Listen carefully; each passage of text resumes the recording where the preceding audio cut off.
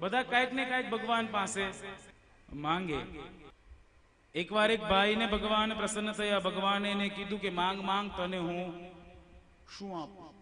તું માંગ, આજે તારાથી બહુ પ્રસન્ન છું, બહુ પ્રસન્ન છું, તું જે માંગીશ એ હું તને આપીશ। પણ એક મારી શરત છે કે તને જેટલું આપીશ ને એના કરતા ડબલ તારી બાજુવાળાને આપીશ। બોલો કે એને ન મળે એટલે તો આવ્યો છું પ્રભુ। પણ આપણા કળિયુગના મનુષ્ય બહુ હોશિયાર।